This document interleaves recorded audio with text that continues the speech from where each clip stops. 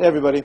In preparation for our upcoming practice and the friendly that's on the 24th, I think it'd be helpful to go over a few of the basics. A lot of you guys already know this stuff, and for some of you it's new, and for some of you it's just going to be a helpful refresher, I hope.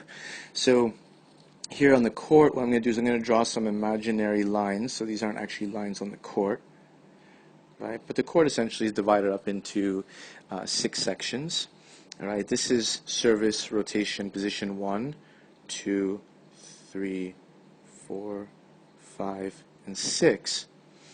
All right, and what's important to consider is that these service rotation positions, they run anti-clockwise, as you can see. And what can become confusing is that actually when we rotate clockwise in this direction.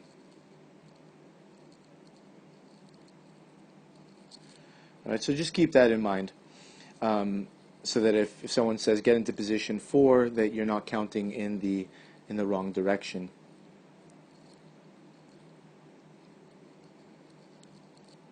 So those are service rotation positions.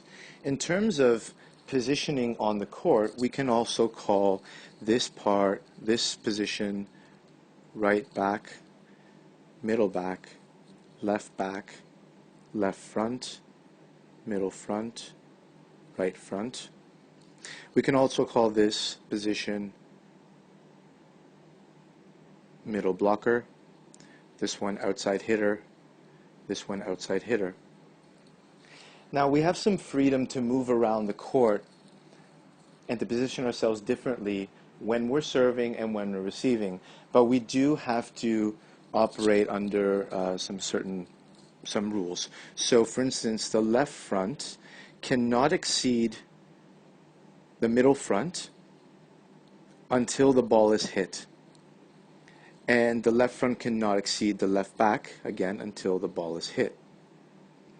The middle front cannot exceed the right front, nor the left front, so it has to stay in between those two, and cannot be behind the middle back. We'll do the same for the middle back now. The middle back has to be in between the right back and the left back at all times, and cannot be further ahead than the middle front. The right front cannot be to the left of the middle front, and cannot be further behind the right back.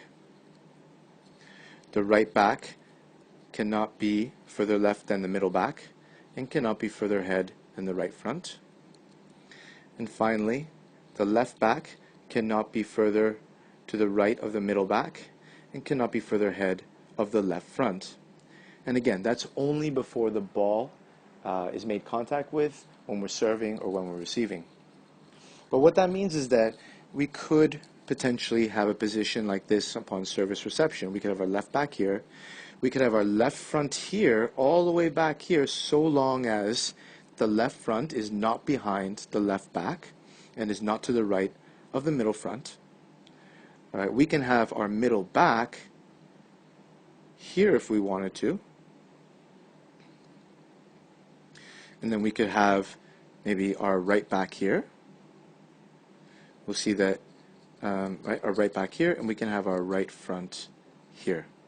And we can put our middle front, well,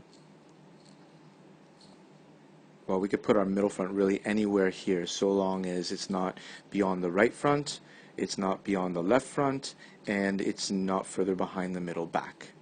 So we might put our middle front here to pick up those short balls.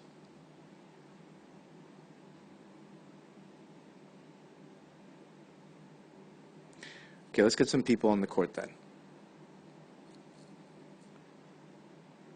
Alright, so we'll put this power position here, and power position here, middle, middle, setter or opposite, setter, opposite. Okay, so just some explanation about this.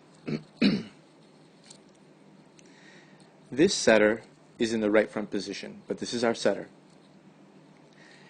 This position, or this person in this position, may be just called the opposite. It depends on if we're playing with 2 setters or playing with 1 setter. If this is our setter, This is our opposite.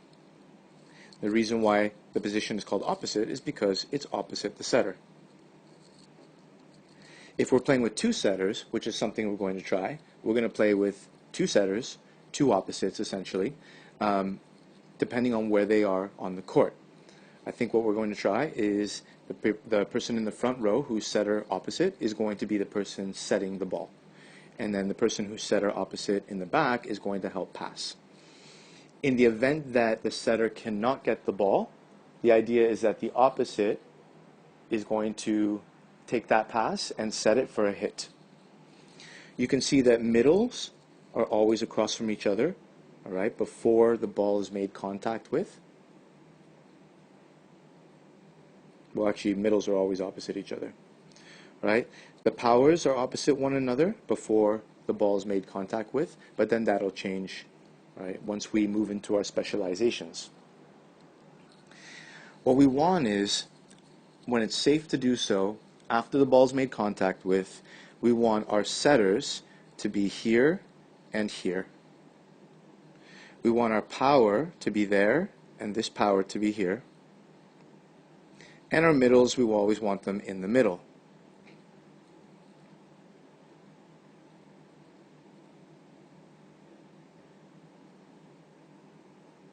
What you see here now is that everyone has moved one position. So it's been a side out and we've rotated. Now you'll see that the setter is not in optimal position. All right, but we're going to serve the ball. So let's say that we have the ball. We're going to serve it. And what that means is that our setter is going to be back here serving. Our power wants to stack the middle.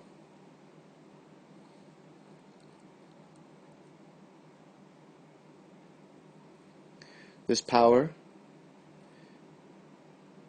this setter, and this middle are all going to stack.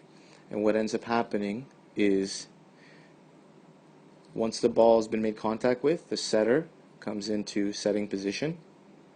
The middle wants to be in the middle, up at the net, and the power wants to come to the power position here. Back here, the setter, or opposite, just slots into position here.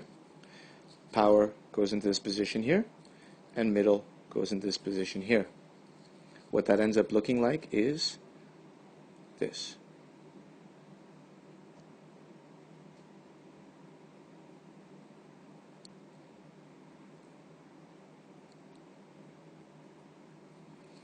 So now what we have is we have our setter in setting position, middle or middle blocker is up at the net to block, power is in the power position, this power is also in the power position, middle again in the middle, and back row, this person who's playing opposite is helping pass but will take the set if necessary.